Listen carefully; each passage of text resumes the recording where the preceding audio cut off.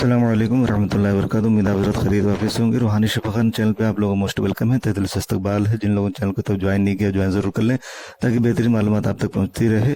आज का जो टॉपिक हमारा है वो नस दबने के ताल्लुक से है। जब बॉडी के किसी भी हिस्से की नस पर दबाव पड़ता है और वो इलाका जब मुतासिर हो जाता है तो ये दर्द काफ़ी तेज़ होता है और मुसीबत भरा हो सकता है। नस दबने के मामले को जो है गंभीरता से लेना चाहिए। यहाँ लापरवाही नहीं दिखानी चाहिए, बल्कि लापरवाही दिखाने से मुश्किल और बढ़ जाती है। नस दबने की समस्या सबसे ज़्यादा तब होती है जब बॉडी के किसी हिस्से पर ज़्यादा प्रेशर पड़ता है, जिस वजह से उस हिस्से की नस दब जाती है। इस समस्या की वजह से व्यक्ति को दर्द तेज होता है और कई अन्य समस्याएं भी हो सकती हैं। इस तरह की समस्या से बचाव के लिए जो है सही मालूमात का होना ज़रूरी है।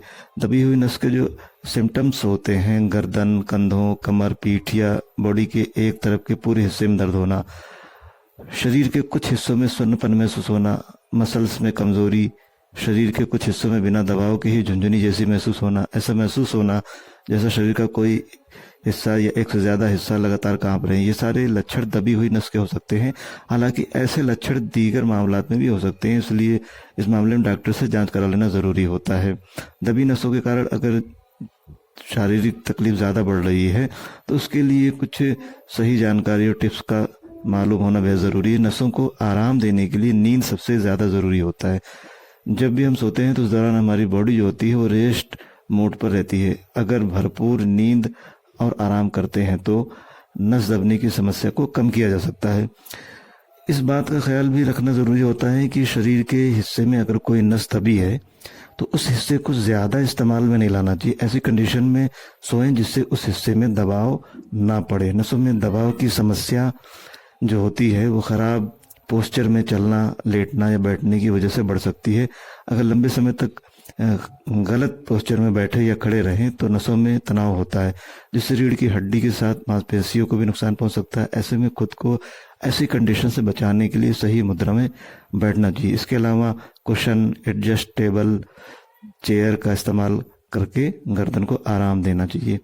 नसों में दर्द का कारण घंटों तक काम करने के लिए बैठना और गलत तरीके से बैठना या गलत पोस्चर का इस्तेमाल करना। इसलिए अगर नस के दबाव से परेशान हैं जो लोग, तो काम करने की जगह को ज़्यादा आरामदायक बनाना चाहिए।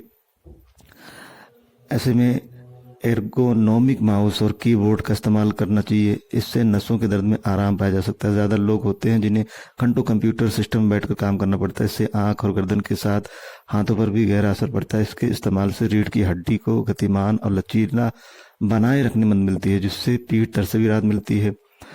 हल्के नसों के दबाव के लिए जो है दर्द से राहत पाने के लिए कुछ वर्जिश वगैरह भी करना चाहिए, इससे भी राहत मिलता है। और मुतासिर हिस्सा जो होता है, जो प्रभावित अंग होते हैं, उस पर ज़्यादा खिंचाव नहीं देना चाहिए, इससे परेशानी ज़्यादा बढ़ सकती है। तो इसके लिए जो है वर्जिश वगैरह भी डॉक्टर से पूछ के करते रहना चाहिए।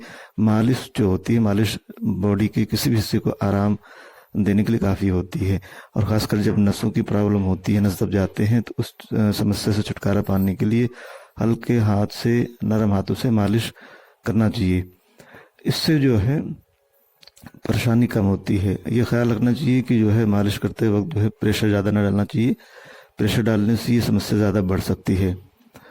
कभी कभी नसों में दबाव पड़ने की वजह से जो है सूजन भी हो जाती है। ऐसे में बर्फ़ या गर्म पानी की बोतल या पैक से सिकाई करने से सूजन को कम कर सकते हैं। जब भी गर्म और ठंडे पैक सिकाई एक साथ की जाती है, दर्द से काफ़ी राहत मिलती है। सूजन को कम करने के लिए जो है कम अज़ कम 15 मिनट तक सिकाई एक दिन में 2 से 3 मरतबा करना चाहिए। इसके अलावा शरीर में किसी भी हिस्से में नस के दबाव का अगर प्रॉब्लम हो जाए तो वर्जिश वगैरह के साथ साथ सही डाइट का भी जो है इस्तेमाल करना बहुत ज़रूरी होता है। सही डाइट अगर रहेगी जो है तो इससे जो है काफ़ी असर पड़ता है। तो सही खान पान को रखना बहुत ज़रूरी होता है। ज़्यादा जो है हरी पत्तेदार सब्जियों का, फलों का, जूस का इस्तेमाल करना चाहिए। ज़्यादा स्पाइसी और ज़्यादा जो है तले भुने या बाहर के खानों से परहेज़ करना चाहिए। तो ये घरेलू टिप्स अपनाकर जो है दबी हुई नसों की समस्या से छुटकारा पाया जा सकता है। तो आज की टॉपिक कैसी लगी ये कमेंट के जरिए में जरूर बताएं। फिर किसी दूसरे टॉपिक में हम जल्द मिलते हैं, तब तक अपनी और अपनों की सेहत का खास ख्याल रखें। आज के लिए इतना काफ़ी है, बहुत बहुत शुक्रिया, जज़ाकल्लाह।